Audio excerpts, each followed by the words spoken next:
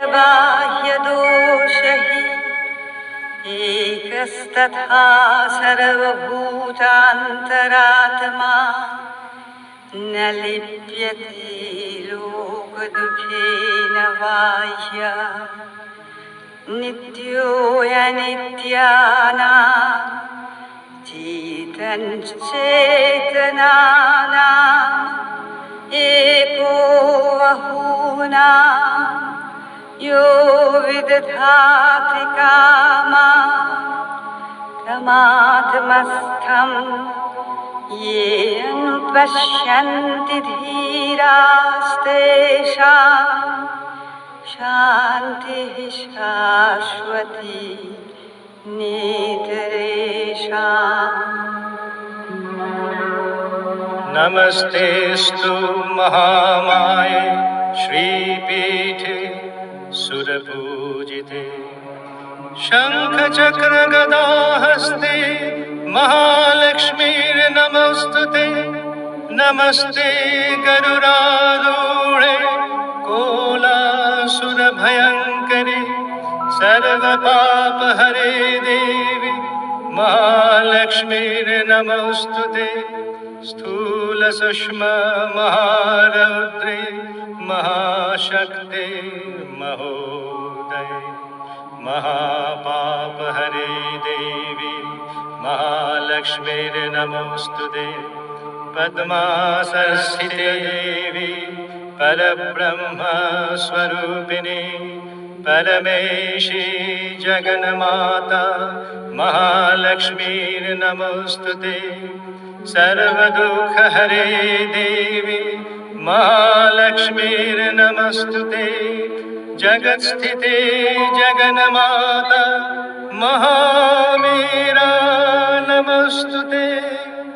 सर्वसिद्धिप्रदायिनी Mahavira नमोऽस्तुते।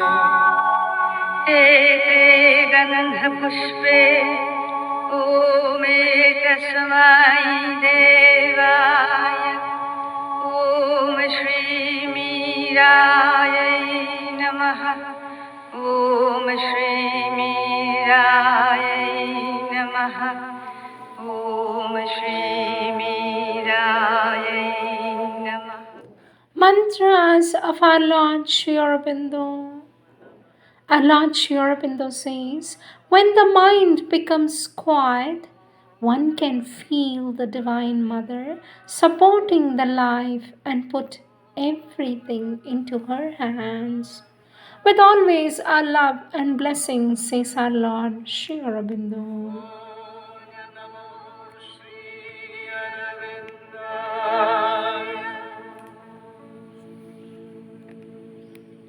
Sri Aurobindo's Savitri, Book 3, The Book of the Divine Mother, Canto 4, The Vision and the Bone, page 381.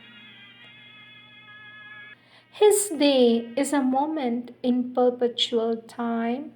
He is the prey of the minutes and the hours.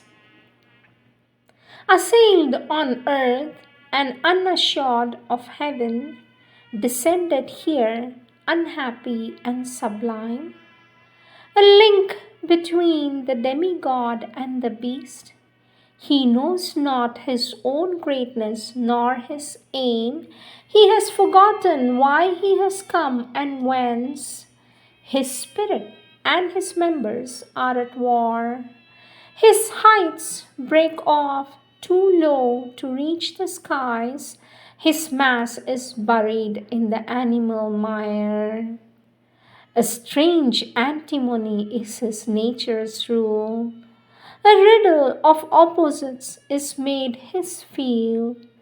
Freedom he asks, but needs to live in bonds. He has need of darkness to perceive some light, and need of grief to feel a little bliss. He has need of death to find a greater life. All sides he sees and turns to every call. He has no certain light by which to walk. His life is a blind man's puff, a hide and seek. He seeks himself, and from himself he runs. Meeting himself, he thinks it other than he. Always he builds, but finds no constant ground. Always he journeys, but nowhere arrives. He would guide the world, himself he cannot guide. He would save his soul, his life he cannot save. The light his soul has brought, his mind has lost. All he has learned is soon again in doubt. A sun to him seems the shadow of his thoughts. Then all is shadow again, and nothing is true. Unknowing what he does or whither he tends, he fabricates signs of the real in ignorance. He has hitched his mortal error to truth's star. Wisdom attracts him with her luminous mass, but never has he seen the face behind. A giant ignorance surrounds his lore, assigned to meet the cosmic mystery.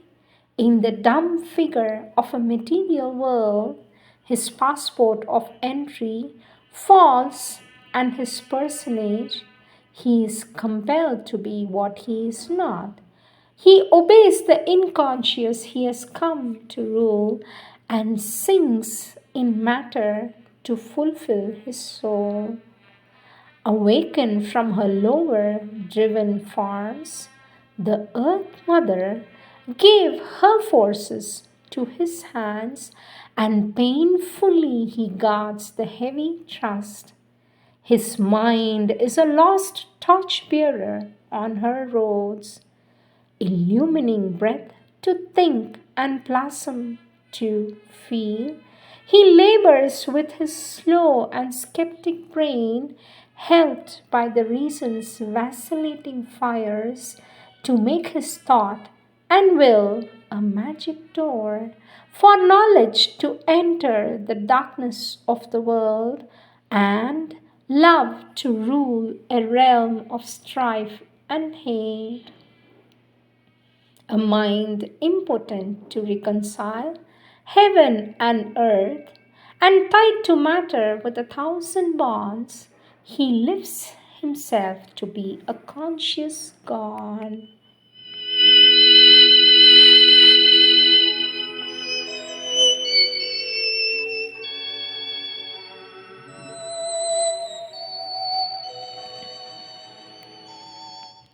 Words of our Divine Mother, taken from the collective works of our Divine Mother, Volume 4, Chapter 16, 65th topic, dated 8th Feb 1951. Quote from our Divine Mother's Question and Answers of 1929 on 14th of April. The outer being is like a crust. In ordinary people, the crust is so hard and thick that they are not conscious of the divine within them. If once, even for a moment only, the inner being has said, I am here and I am yours, then it is as though a bridge has been built. Little by little, the crust becomes thinner and thinner until the two parts are wholly joined and the inner and the outer becomes one. On this, our Divine Mother explains, have you ever thought of unifying your being? Have you been disturbed sometimes to see that now you are one person and at other times another? At one time you want to do one thing, at another time you cannot do it.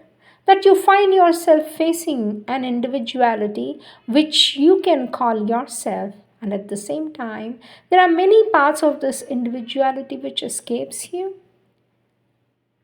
And then our Divine Mother quotes, I have not attempted the unification of the different personalities which may be in me, but I have tried to put them face to face, the good opposite the bad, and I have never found in the good a sufficient dynamism to fight against the bad.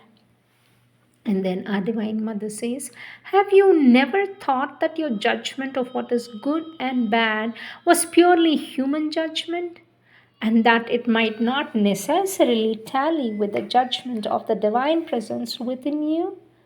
The bad things you could not get rid of were probably things not in their place, things not properly balanced, and it would be a great pity if they were eliminated, perhaps. A part of your energy and of your divine presence would disappear at the same time.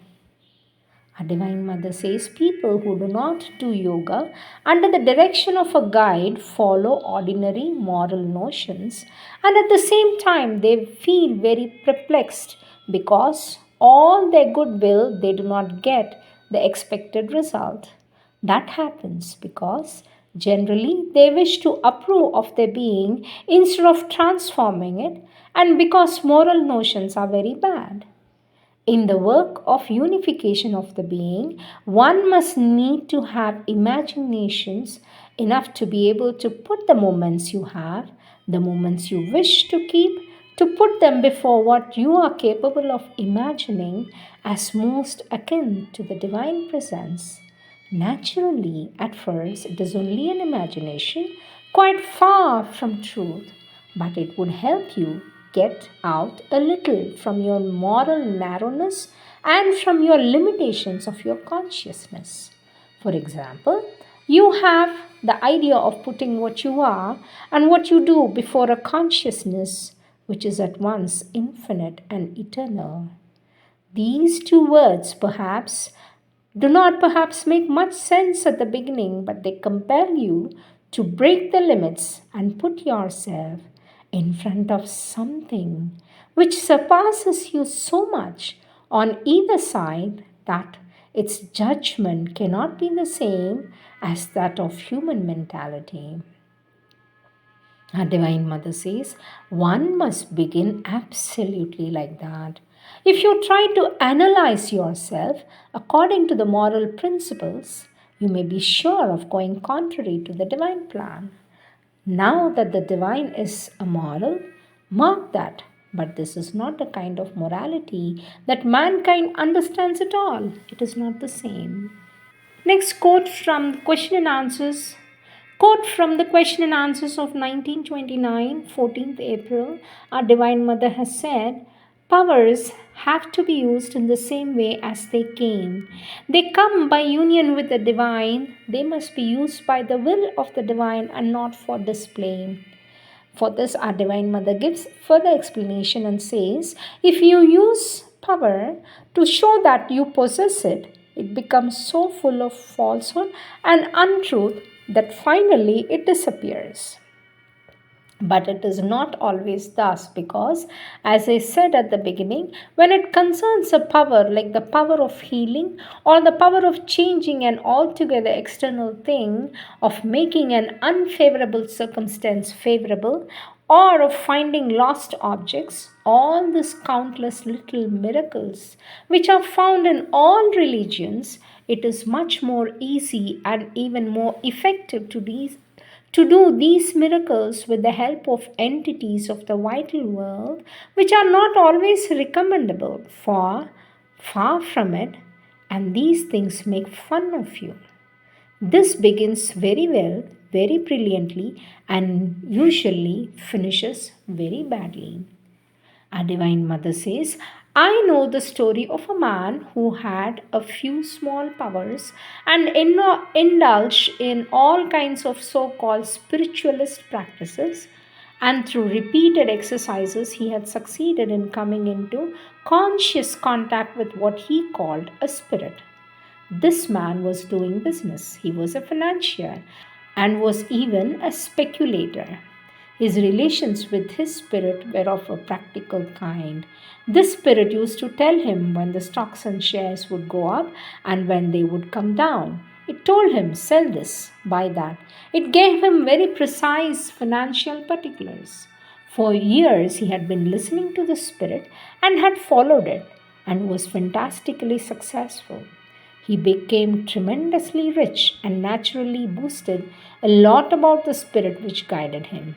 He used to tell everybody, you see, it's really worthwhile learning how to put yourself or oneself in contact with these spirits. But one day he met a man who was a little wiser who told him, take care.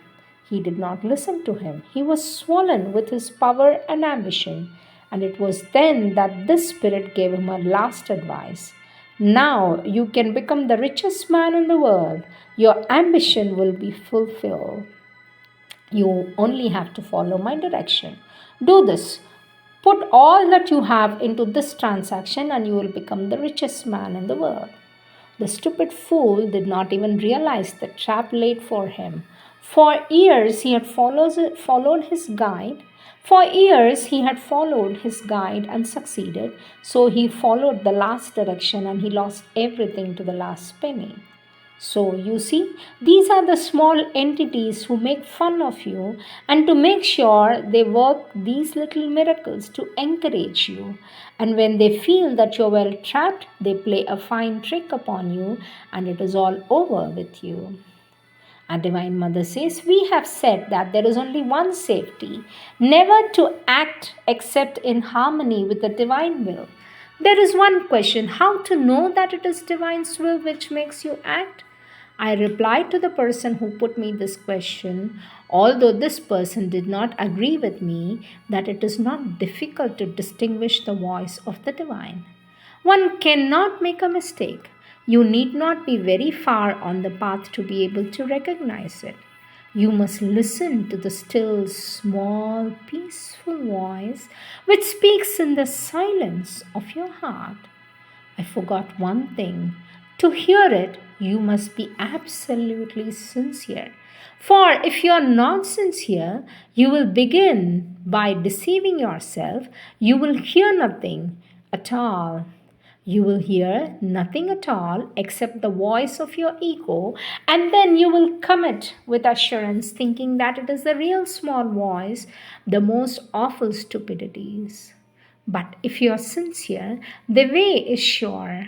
It is not even a voice, not even a sensation, it is something extremely subtle, a slight indication.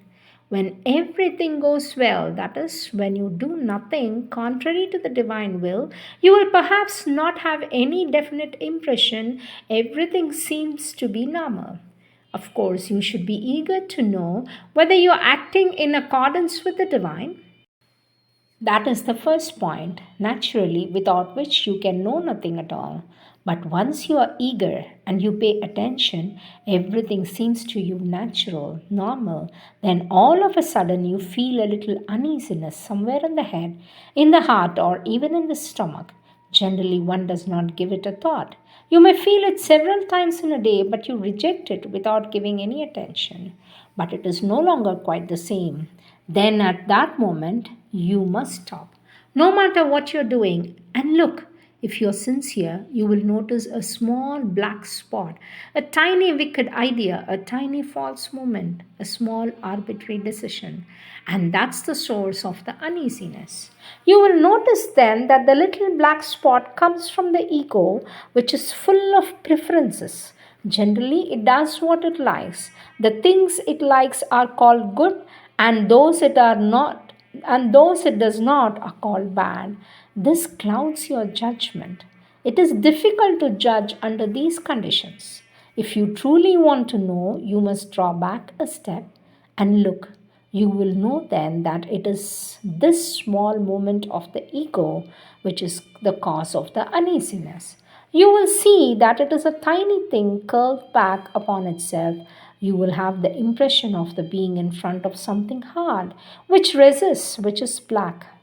Then, with patience, from the height of your consciousness, you must explain to this thing its mistake, and in the end, it will disappear. I do not say that you will succeed all at once the very first day, but if you try sincerely, you will always end with success. And if you persevere, you will see all of a sudden you are relieved of a mass of meanness and ugliness and obscurity which was preventing you from flowering in the light. It is those things which make you shrivel up, prevent you from widening yourself, opening out in light where you have the impression of being very comfortable. Our Divine Mother says, if you make this effort, you will see finally that you're very far from the point where you had begun. The things you did not feel, did not understand, has become clear. If you are resolved, you are sure to succeed. This is the first step towards unifying yourself, becoming a conscious being who has a central will and acts only according to this will, which will be a constant expression of the divine will. It is worth trying. And I may tell you my personal experience that there is nothing in the world more interesting, says our Divine Mother. If you begin making this effort, you will find that your life is full of interest, Of ordinary people, at least a third of is a kind of dull boredom. I say a third, but for some, two-thirds of the day is a dull boredom, and all that gets volatilized. Everything becomes so interesting. The least little thing, the least casual meeting, the least word exchange, the least thing displaced, everything is full of light and interest, says our Divine Mother.